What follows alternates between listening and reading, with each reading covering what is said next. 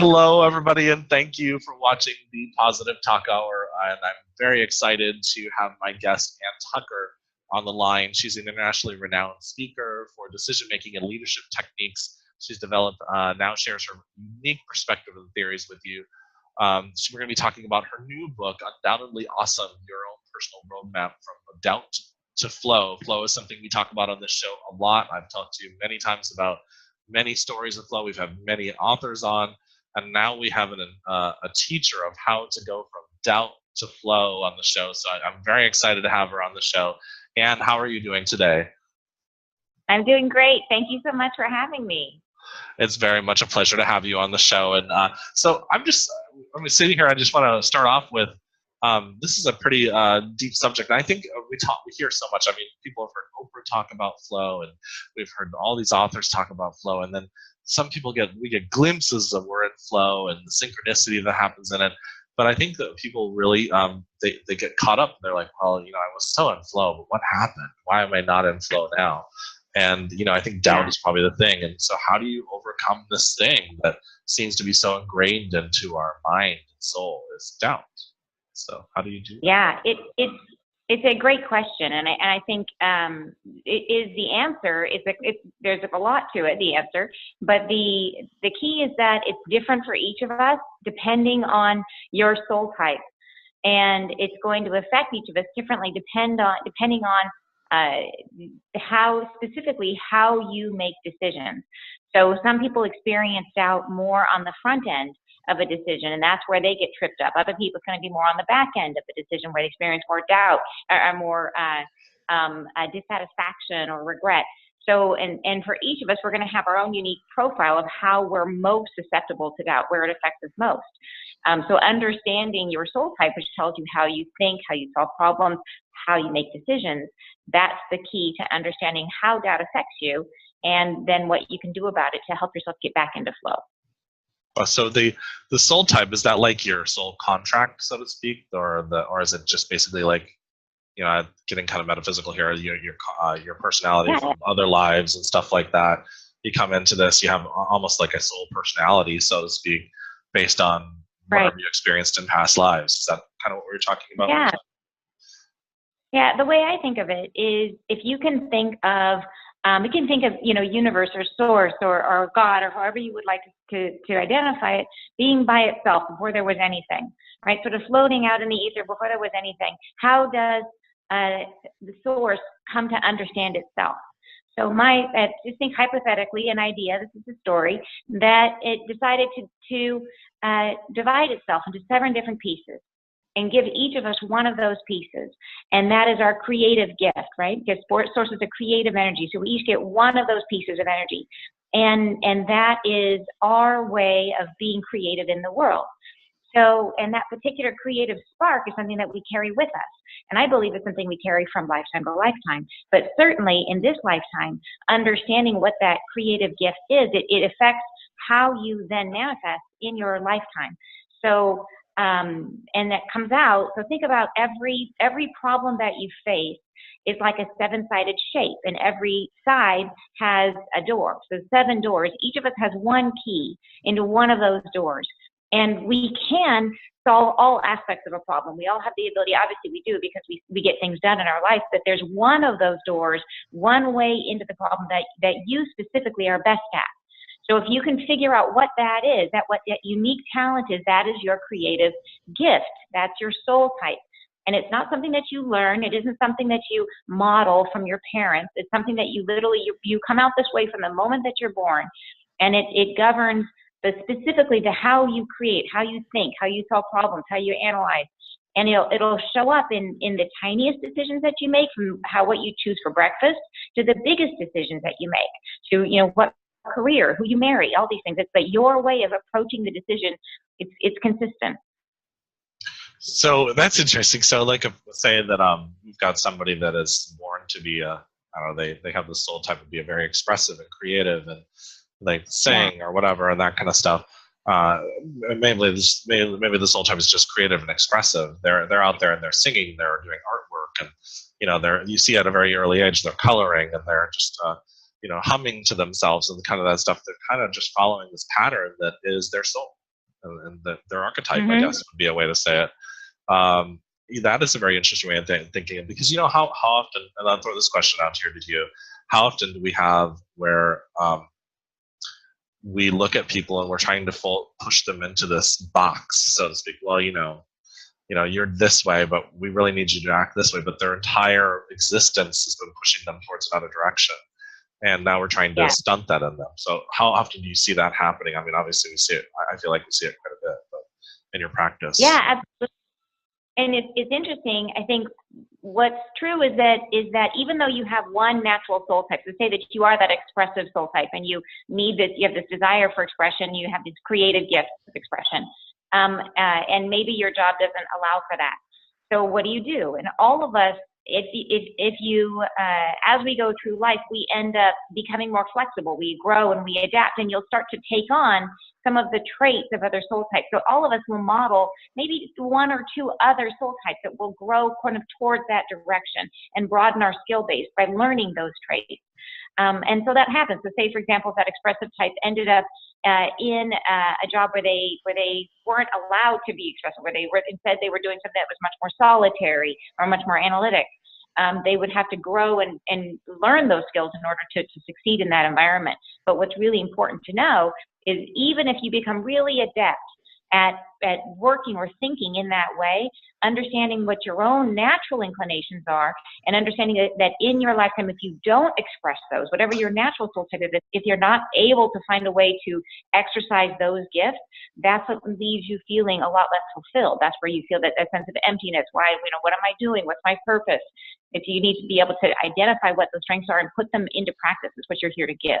Yeah, that makes a lot of sense. I've ran across so many people where I'm sitting there talking to them and they're like, I feel so pushed or driven to be a certain way, and I have to, it's like there's like something pushing me or driving me to do this, and I'm like, why aren't you doing that? And so they're like, I have to pay my bills and I have to do all that. I said, well, nobody said you had to stop paying your bills, but drive towards something, do something.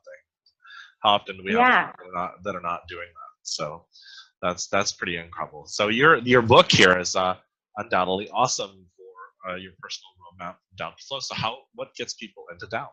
I mean, so if we're looking at So what leads to doubt? Well, gosh, it is different for each of us, like I said, and it does depend on your soul type. And I think the kind of the broad statement would be that each of us has our own mix of information that we bring in, and then our own internal judgment. And the balance between those two things is going to be different for each of us. Some people need a lot more external information. They're much more data-driven. Other people rely a lot more on their own internal judgment, right? Their own internal, that gut feeling is what, much more prominent for other people. And other people's more 50-50. And that is explained through soul types, depending on which way you go. But where you can get into trouble is when that balance gets out of whack. So when you end up collecting more data than you would really be comfortable with, so you start collecting too many opinions from other people, or you go back and you're researching to the nth degree, too much info, to the point where you can't separate what you prefer, right? You can't start to figure out what you like because you get data overwhelm. Or when you're, on the other hand, relying too much on that gut feeling, when you're jumping into something because you feel it for a moment and then the feeling passes and you're left with that feeling of, oh gosh, what did I commit to? So when that balance gets out of what is natural for you, that's when doubt creeps in. But we can get much more specific once we know your individual soul type. So say, for example, there's some soul types that really get into trouble after they've chosen something, where they're stuck constantly reevaluating that decision, and they kind of go through this continuous loop of dissatisfaction. There's another soul type that really gets stuck on the front end, where they'll be comparing things, and they end up having a difficulty discerning between options which they choose. And what's interesting is that each of those areas where doubt creeps in is the reflection of a strength, that each of our soul types, each of us comes with a very specific strength, like I was talking about, something that enables you to be truly creative in the world. But the opposite of that strength, that very strength that you have, is what opens you up to doubt. That's what creates the weakness that allows doubt to creep in. So you really can't have one without the other. So the real strategy is to understand when you're moving in the direction of doubt, and then to have some strategies that are specific to you to help you get out of it. That's really cool. So you really have to, much like most of life, you have to start, a lot of the self-help books tell you you have to start creating an idea in your head. You have to start planning it, maybe even write it out, and then they also talk about writing it out, start setting the solid intentions clear in your mind. I know with me, if I don't write something out, it's just this vast idea and a fishbowl of ideas. And I literally have stacks of journals everywhere because I'll start to get an idea, and then I'll if I don't write it out, it's just up here, and then it never manifests itself, or it'll start partially manifesting. Yeah. And then of course, I was listening to an interview of yours earlier, and of course you said something that a lot of us are starting to understand. Our thoughts are very powerful.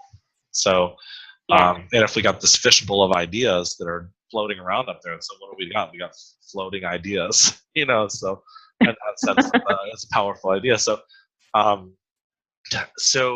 we got doubt in the world. Do you think some of it is the programming and stuff that we're going through, like in school and stuff like that, that makes us think that we have to be a certain way, and getting us to try to conform, and that pushes us away from our soul type, so to speak? Yeah, absolutely. I think it's a great question, because what's interesting to me is that so there's 7 different soul types, and if you arrange them in a circle, there's half of the soul types have a more organic way of approaching problem solving and creativity, and the other half has a more analytic way of approaching creativity.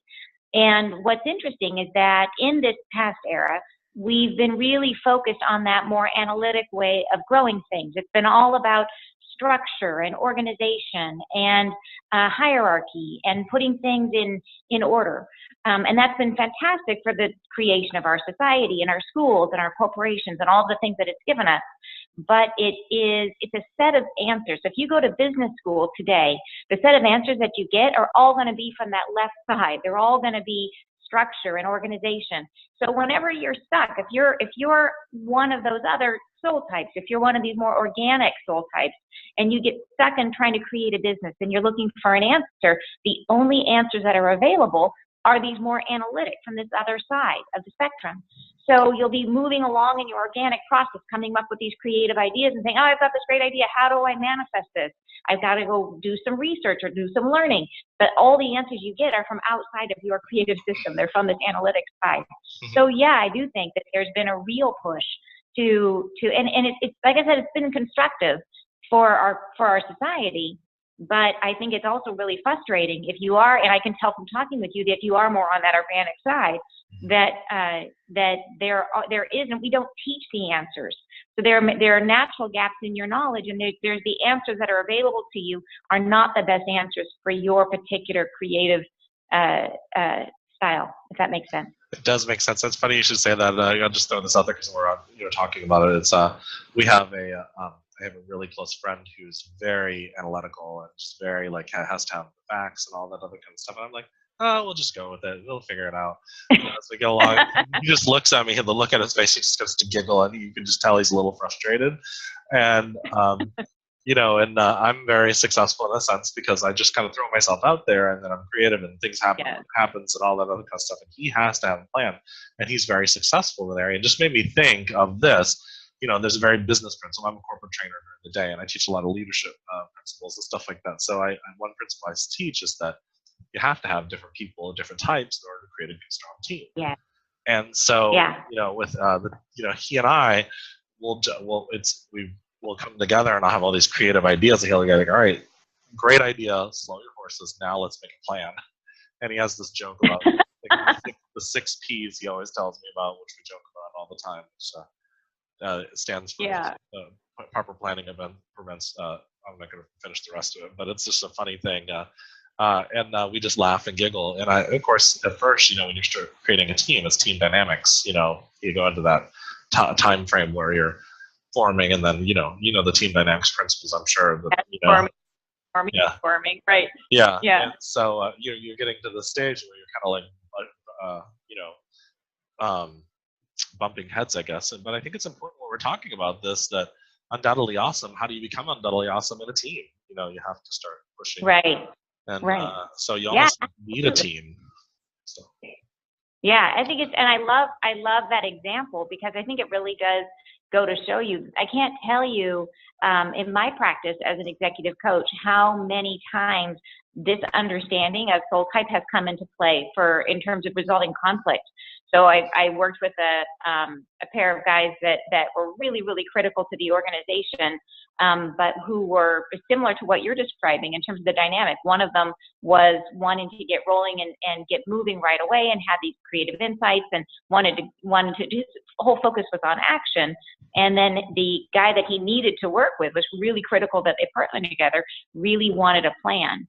And the two of them were speaking so much and so past each other, right, in such different languages, that they read every possible bad motive onto each other's behavior. So one guy thought the guy was deliberately withholding information, was being secretive, was a terrible communicator, wouldn't communicate the plan, right? And the other guy thought, oh, this guy is a constant micromanager. He's constantly in my business. He's deliberately blocking everything I try to do. And they just didn't understand that one of them was his gift that he was bringing, is that he would plan things out for 6 months and think through every single step and plan for, what are the possible downsides. And this was a gift he was bringing. The other guy had the gift of momentum, that he had the ability to get them going and get them moving and to be focused on action and driving forward. And they were coming at the problem from really different angles. And once they understood what each of them brought, and that this wasn't a deliberate and malevolent relationship, that what was happening was really that they were speaking in two different languages. It was really at the end of this discussion, the two of these guys who had been mortal enemies for years, they actually hugged and became friends, which was kind of shocking. But that's yeah, amazing. It's funny, the synchronicity of your interview today, because I just had a conversation with my boss yesterday, and we've been butting heads a little bit lately, and she just said, I really need to talk to you, because I had actually interviewed with her for a job like almost 10 years ago and didn't get the job with her, and then she remembered me and then hired me like 6 or 7 years later at a different company. Oh. And so I said to her, I want to work for you. Obviously I worked for you after years of, but I said, I think you speak Greek and I speak German. I said, I feel like sometimes I'm on Venus and you're on Mars. And I said, because you'll think something is bad and I'll think it's like, well, that was wonderful. And so, but she likes all of her project sheets and she likes all of her checklists and her agendas. And I'm just like, whatever happens, it's going to be amazing.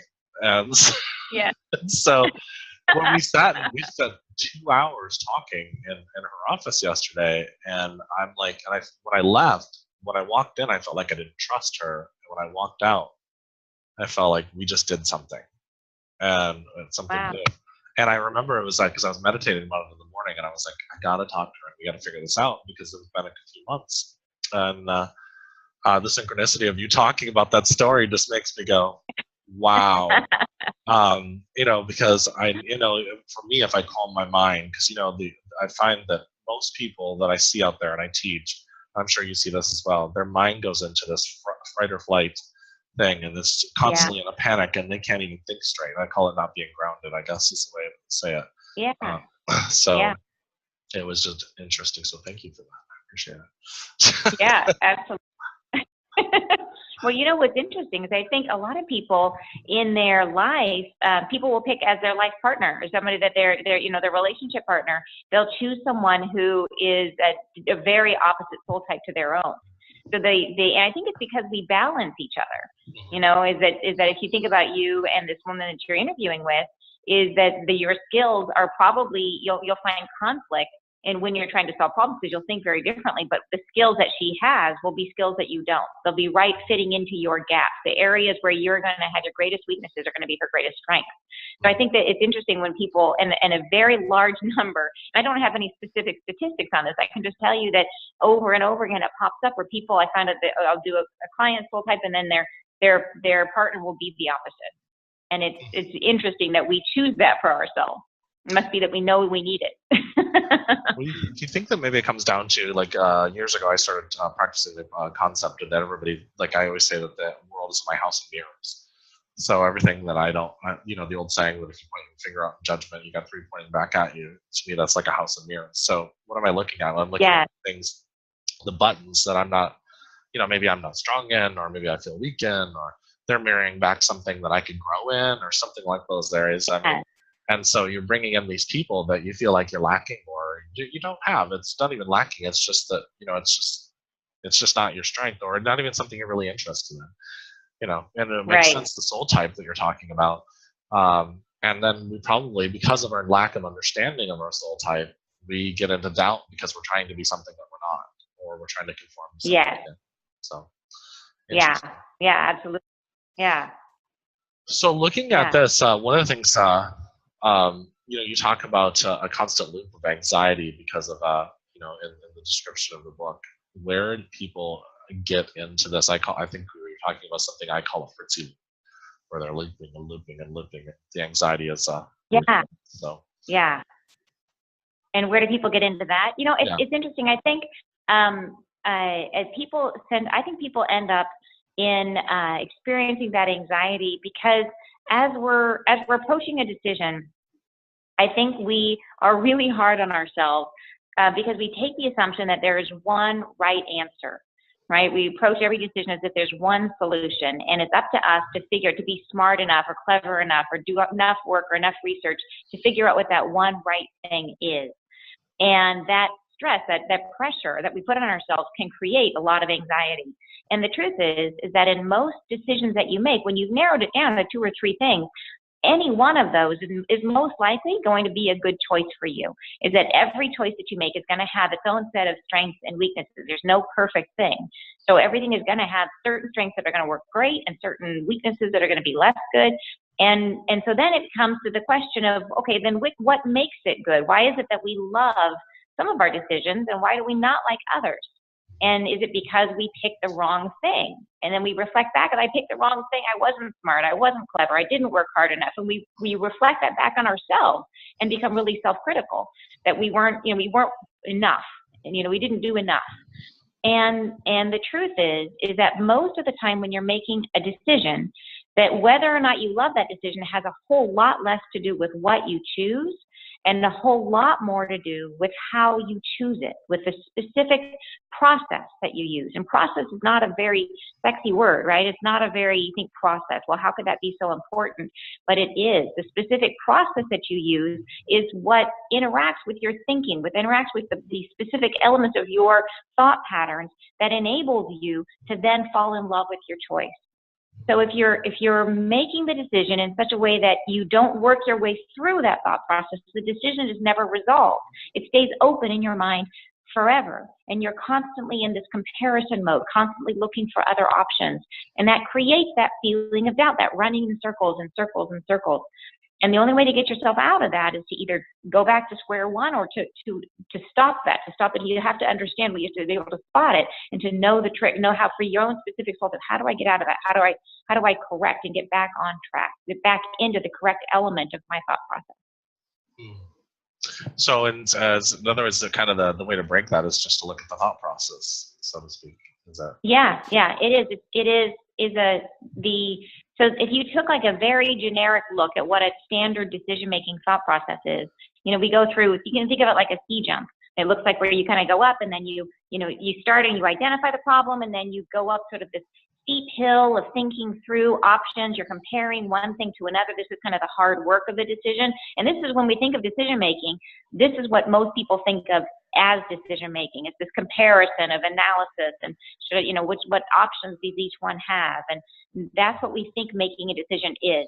And that's actually where a lot of us get into trouble is that's not the whole thing. That is literally 1/3 of the process. Most of us think we stop there and we think we finished the decision, but you're only 1/3 of the way through. So they go through this process. I'm sorry, I just lost my video here. It's okay. It'll come back on in a second. Okay. So, anyways, as you're going through the process, so then you've chosen one thing, you've worked through all of these different alternatives, and you finally narrow it down to the one thing you think is best. And then you make a choice. And that could be turning left instead of right. It could be handing over your credit card, whatever that is. And most of us think to that, I'm done with my decision, I've finished, I've made my choice, and we stop there. But what's really critical is in order to complete the decision, to finish the decision, there has to be the 2 more steps that need to happen that are critical. And the second step is that once you've made the choice, you have to give up all of your alternatives. And that means anything that you were holding on to, any other options that you might have thought of, that plan B that you've got in your pocket still, that you think, well, if this doesn't work out, then I'll do this other one. You know, that you need to give those up 100%. And then the other thing is to burn your bridges. So when you buy that new shirt and you're not sure if you like it and you leave the tags on, you can't do that. You got to cut the tags off. You got to make it, whatever you were going to do to give yourself an option to return it or to go back or to do it again or to cancel, your canceling contract. You have to give up your alternatives and burn your bridges. And when you do that, it changes something in your brain. It changes how you think. So before you make that choice, before you do this process, in the beginning, you have what I call your difference engine. And your difference engine is constantly comparing things. It's a brilliant adaptation. It allows you to understand things with very little information because you're not trying to understand the whole picture. You're just trying to say, is this one better than this one? It narrows down your focus to a very small amount of information. So you're comparing, which one do I like better, this one or this one? Then if you stay in that mode forever, the difficulty is that you've chosen something and you're still comparing it to everything else. So you're constantly looking is my neighbor's car better than mine? Is that other person's shoes nicer than mine? Whatever it is, you're constantly comparing. However, once you burn your bridges and give up your alternatives, it's like it switches a flip in your head and it takes you out of that comparison mode. It takes that same part of your brain, that same thinking tool of comparing, but it's asking a very different question now. And now it's saying, what is better about the thing that I have? It's like an instant key to turn you on to gratitude. Is that it starts saying, what do I like about the thing that I have that makes it better than everything around it? And it enables you to see features about the thing that you chose that you didn't notice before. It starts, all this confirming information you start to notice it, whereas before you just didn't see it. And it's because you're thinking differently about the thing that you chose. So, and that enables you to then fall in love with your choice. And that falling in love is actually the third part of the decision. And if you don't burn your bridges and give up your alternatives, you never get there. You never get to the falling in love part. That's powerful because when you think about, to me, that's like a commitment issue in some ways. Like you think about, you're making a decision to, I don't know, to go to school or to buy a new car or buy a house, or you're going to start this business, or you're going to go look for a new job, or you're going to enter into a relationship or whatever, your romantic relationship. Imagine how many people, that you're going into a romantic relationship and then you're still looking at other people.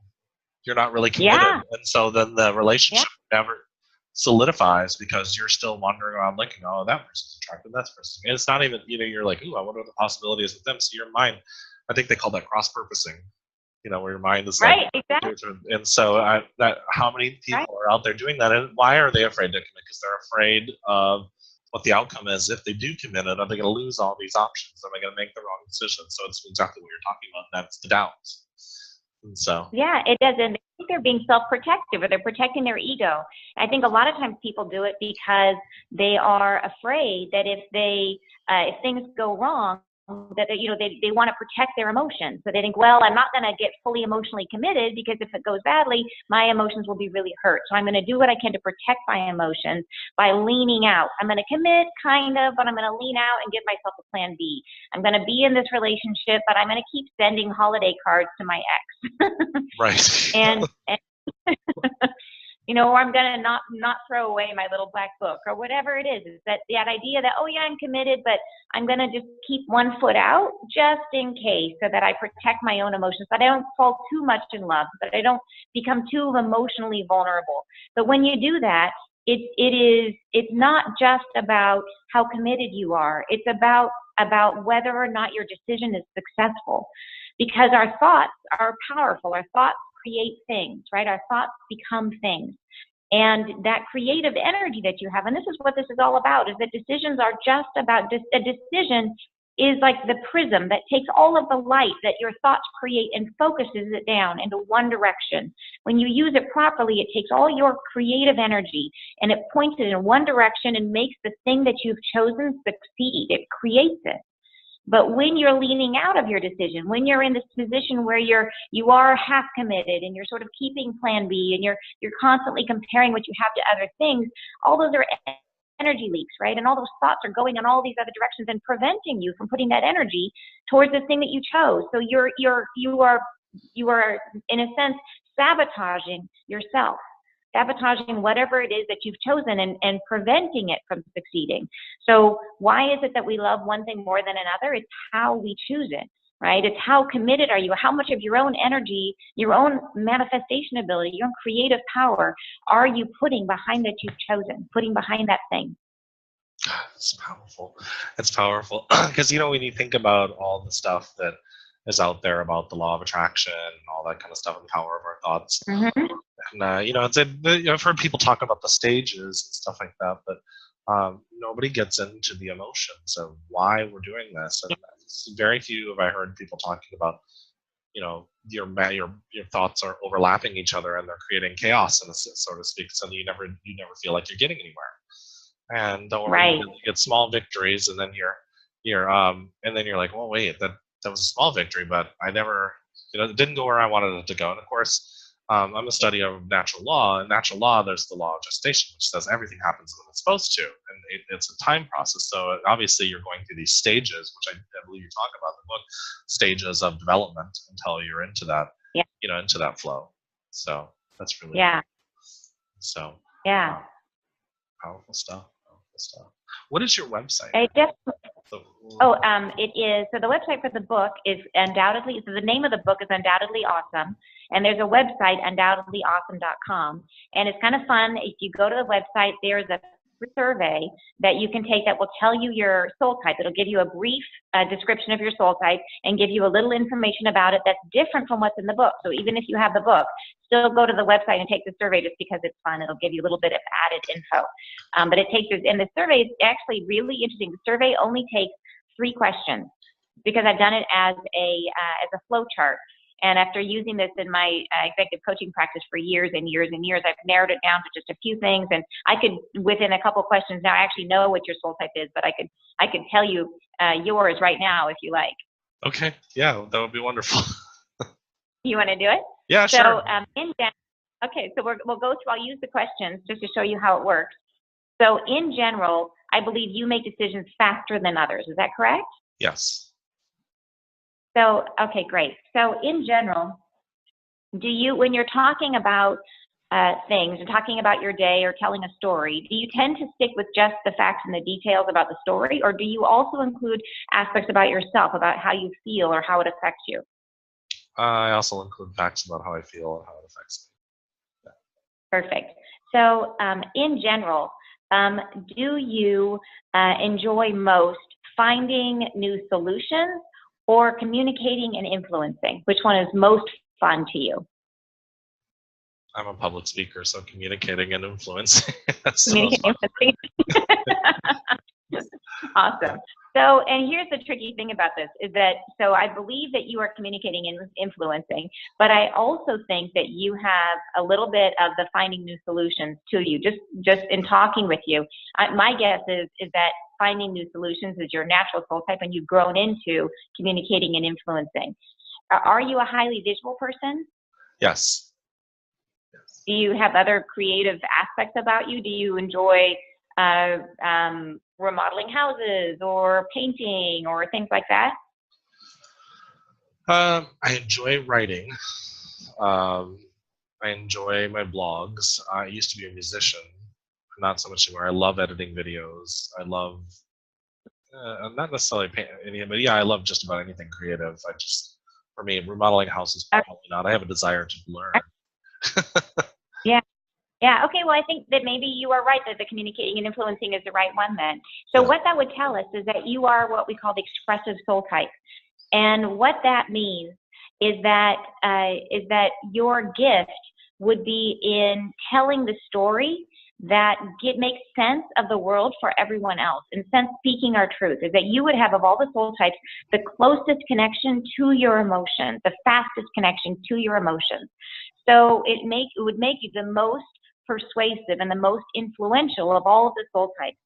So what it does is that in a sense, and you would be motivated by purpose, by the feeling of being part of something larger than yourself, of working towards some greater good beyond yourself, and bringing other people along and creating a vision to unify everyone behind that cause, behind that goal. So does that make sense to you so far? Yeah, it does. It absolutely does. And that gift comes out through story, through narrative, through metaphor. So that ability, and it's your ability to find the drama in whatever it is that you're telling, to connect to the emotions, right? What is it about this circumstance that's going to resonate for people because you're connecting to how they feel and giving them the words to express what they've been feeling, but they haven't been able to say. That you're the person who finds the words for the rest of us and helps us make sense of the sacrifice, the hard work, whatever it is that we're doing to work towards this greater cause. And there's an element of courage to what you do, that is that sense of fighting the great fight, right? Of being brave and jumping in and leading the charge. That's inspiring. So it really is the idea of being able to rally everyone around a particular cause, a particular idea, and to speak the truth for the rest of us. Yeah, powerful. It's interesting though. It's funny you said something earlier because you had mentioned maybe you grew into this potentially, and I was just going to point out that I was actually a very shy kid. You know, I was introverted and stuff like that, and I think on Myers-Briggs I like borderline extrovert, and then right on that line of extrovert and introvert. But the reason why I bring that up is because I kind of fell into public speaking. Like I never, in wildest dreams, well, that's not even true. I used to have dreams of me speaking in front of people, but not because it was like a dream I wanted to do. It was just literally dreams of me doing this. And so, but at the age of 22, a little over 20 years ago, somebody asked me to teach a class, and I caught this, what I call the trainer's bug. And so it's been stuck with me ever since then. So I've, of course, developed skills where I can not be so shy in front of classes and not be nervous, because that doesn't even happen anymore. But 20 years ago, I was super nervous. So, yeah, sure. The thing is that you can be an expressive soul and be an introvert, because there's a lot of different ways to express yourself. Is that your love of writing is very characteristic of an expressive soul. It's anything that allows you, it's that the power of words, but it is that essentially to be a voice for the rest of us. Yeah. So however that comes out, but even if you say you love music, it can be the same thing. It's a way of expressing yourself. Yeah. You could also, you might love acting, but there's actually a lot of introverted actors, right? That are sort of comfortable when they're expressing the emotion of a role, but may not feel as comfortable as bringing themselves forward. So you can be introverted or extroverted. The key is are you making room in your life to use that gift? And you are. That's cool. That answers so many questions for me, and I'm for those either out there that do this work. I mean, I'm sure it answers questions for you, and at least gives an example that you could learn something about yourself. I when I speak, I usually hightail it off the stage. I'm like, oh, and I don't know. At expos, I don't generally do booths. I mean, I do, but I will talk to people.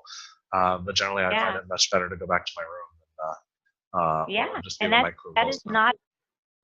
Yeah, that's not at all atypical of being an expressive soul, because it is like I said, that understanding your soul type is there's room for all different types of personalities. This isn't about your personality. This is about how you manifest and how you create in the world. So an interesting thing to know for yourself is how does doubt affect you? And if you don't mind me spilling your dirty laundry on your show here, I'll tell you. Totally fine. For you, right? For you, the key strength that enables you to do what you do is this direct connection to your emotions, is that you understand what you feel much more directly than other soul types do. So you feel more, just a much stronger connection. And that's what enables you to be so fast and to think so quickly on your feet, because emotions are much faster than thoughts, than thinking. So, and it allows you to be more persuasive because you feel the emotion, or how are people gonna receive what you're saying? So that direct connection is the strength. But then again, all of our strengths open us up to our weaknesses. And the fact that you are so emotion-centered, so heart-centered, that makes it so that your decision style can be somewhat impulsive. Is that you might find that that you commit to things, or you sign up for things, and you might double count your resources. You might say, oh yeah, sure, I'll do coffee on Tuesday, and realize you've booked that same time period 3 or 4 different times. Or by the time comes, you really wish you hadn't made that decision or made that commitment. It sounded good at the moment, but now you really don't want to go. It's that idea of living in this. Emotions live in the eternal now.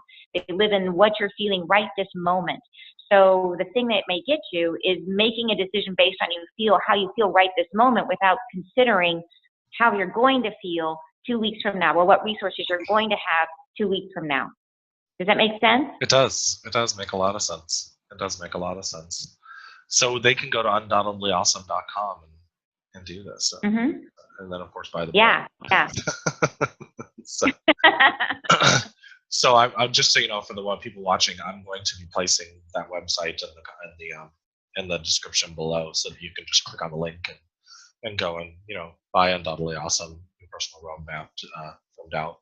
Also, you can take the questionnaire that she was just talking about, and as you can see, she just speaking with me here on the show has been able to help me a great deal, and I'll tell her off air a little bit about how that helped me. But it did help me quite a bit, so thank you so much.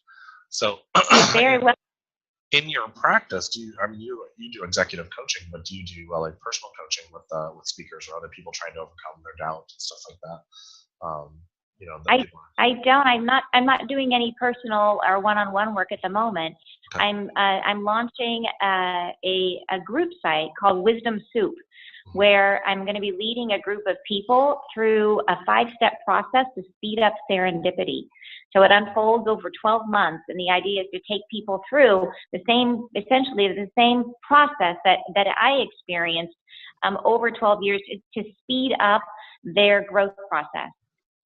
It came out of the development of the site, came out of my frustration when I really felt, about 2 years ago, I really felt like I described it as I had a hairball. I had this feeling like there's something blocking me, there's something in my way, and I couldn't figure it out. So I said, okay, I'm going to dig in, being an executive coach. Okay, I'm going to develop my 12-month plan. How can I attack this? And as I got started, my biggest frustration is it was totally unclear where to start. That getting my arms around just the resources, where do you go and how does one lead to the next, were so ambiguous that I spent a lot of time, I wasted a lot of time trying to figure out what to do, and wasted a lot of energy going down the wrong path. So I figured that out for myself, and now I figured that same process, that understanding that same pathway would be really useful for other people too. So Wisdom Soup, it'll lead them through this process. Each month I'll bring in a different teacher, a different specialist to handle every subject area that will lead you from the beginning, where you're going to be clearing your energetic pathways and working on your intentions all the way through the end, where you're going to be connecting with your own intuition. Wow. So they can go to Undoubtedly Awesome and they'll be able to sign up or go to that site. Right. We'll be opening up enrollment in just a couple weeks. That's amazing. So talk about synchronicity, when you think about, just a few weeks of the show, people will be able to go and, get a resource to help them. So. Yeah, absolutely. So kind of getting down in our last maybe 10 minutes or so, do you have anything that you would like to talk about before we kind of wrap up our show? Sure. I think a really important thing to bring up is, what do people do when they've committed to something and they're not in love with it? But what do you do? How do you get out of doubt once you're in it? A lot of us, as we talk about how do you experience doubt, or how does doubt happen when you're in the process of making decisions, but a lot of times you'll be in these bigger life choices, big life decisions, and feel stuck, or feel unhappy, or feel dissatisfied. And at that point, when that happens, the big question is, what do you do? And you have two choices available to you. You can go back and do the decision over again and, go back to square one, but that's not always an option, right? Sometimes you're in a job you can't leave, or in a relationship that you would really like to make it work. And how do you fall back in love with that job or that relationship or that car or that whatever it is? And there is a way. And the key, I think, that gets in people's way so much with that is that the feeling of dissatisfaction, that feeling of regret, is just a feeling. And it's a little bit like I was talking about with you, with your particular soul type, is that feelings live in a state of the eternal now. Is that we think that however we feel right this moment is how we're going to feel always. So if you think about, if you have a long day at work, a long day at the office, and you come home and you're exhausted and you plop on your sofa and you're in your sweats, and the last thing you want to do is get up and go to a party. But say that you have to, say that you've got a party that night and you're sitting on the sofa and you can't imagine having fun at the party, and what you really want to do is cancel. But you make yourself get up and go, and you go to the party, and once you're at the party, you can't imagine being home sitting on your sofa because you're having such a great time. And we've all experienced that, And that's an example of emotion, that feeling of, oh my gosh, I don't want to go out, that feeling of reluctance. We think that feeling is going to be how we feel always. And your feeling of dissatisfaction is the exact same thing, as we feel that our feeling is a truth, that way that we feel is the way that it is, and that this is a truthful thing, and that it's meaningful. And the fact is that your feelings can change like that. And your feeling of dissatisfaction can change very easily. And all it takes is renewing your emotional commitment to the thing that you chose. And it's strongest if you renew it in a way that resonates for your particular soul type. So for someone who has a strong connection to purpose like you might want to say, okay, if I want to fall back in love with something, you need to invest some part of yourself back into that in a way that makes it feel connected to a larger purpose. How can you, if you're dissatisfied at work, how can you bring something, a cause that you believe in, and connect it to your work? Right? Can you divert some portion of your team's income towards a cause that you're really committed to? Or can you invest some portion of your time, or get your team involved in supporting something that you believe in? Or even say that you're the particular product that you're working on. Can you find a way to make it, maybe you're going to make it sustainable, or make it in some way that it connect to something that you believe in, that connects to you. That's a way to make you fall in love, back in love with your work. Does that make sense? Yeah. Very powerful. You kind of put yourself back into it. You kind of put yourself back into it, so to speak. So. Yeah, and it's a very deliberate thing. And the key is to look at what your soul type is. What is it that you need to express in the world? So for a soul type that's more focused on individual, there's one soul type I call the coaching soul, that's very focused on people and one-on-one relationships. So if the coaching soul was feeling dissatisfied at work, they could affect that by maybe looking to see if they could establish a mentoring relationship. Is there somebody that they could mentor at work? Is there a way that they can form deeper personal relationships at work? And that will help them to fall back in love with what they're doing. So it is finding a way to invest yourself in a way that syncs up with the specific gifts that you're here to bring. And if you do that, and it doesn't matter if it's in a relationship or at work or even in your a physical item that you own, whatever it is getting back in touch with what is it that they're investing yourself in it, so that it starts to feel more like it's a part of you, so that you have some piece of your self-identity wrapped back up in that thing or person or career or whatever it is. Wow. Well, that's some powerful stuff, Anne. So thank you so much for coming on. You're very welcome. For an hour, especially under moving and stuff like that. It's been a very hectic time for you. So, so everybody, thank you for watching the Purpose Talk. I'll be posting this, of course, on my site, jeremymcdonald.net, and soultalkradio.org. And so that'll be up here shortly. And everybody have a great week, and I guess a happy Easter. Easter's going to be this Sunday. So we're going to stop recording. Many blessings.